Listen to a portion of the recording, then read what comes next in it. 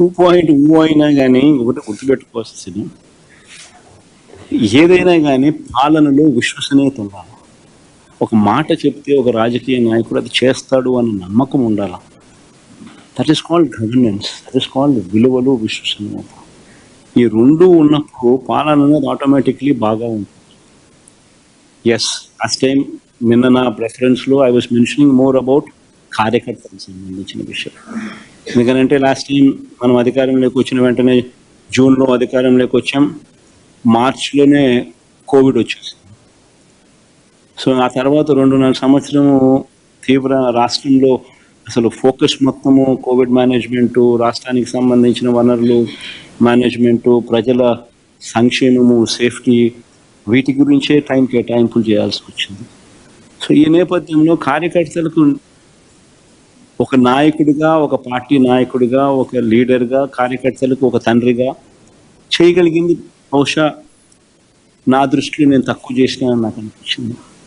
ఎందుకు అనిపించింది అని అంటే, ఈరోజు వైఎస్ఆర్సీపీ కార్యకర్తలు ఈరోజు పడతా ఉన్న బాధలు చూసి, ఈరోజు చంద్రబాబు నాయుడు అనే వ్యక్తి వాళ్ళకు పెడతా ఉన్న కష్టాలను చూసి, నిజంగా వాళ్ళను చేస్తూ ఉన్న హెరాస్మెంట్ని చూసి, సో ఇవన్నీ చూసినాక వాళ్ళకు మంచి చేయాలి.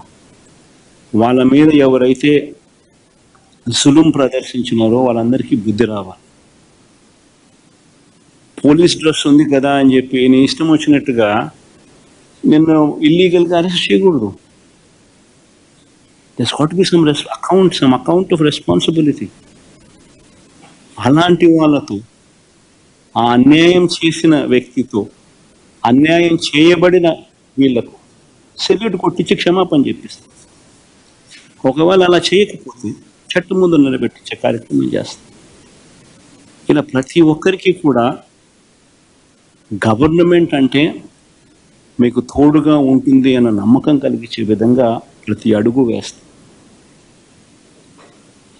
వైఎస్ఆర్సీపీ 2 పాలన కార్యకర్తలకు భరోసాగా ఉంటుందని మాత్రం ఖచ్చితంగా చెప్తాం.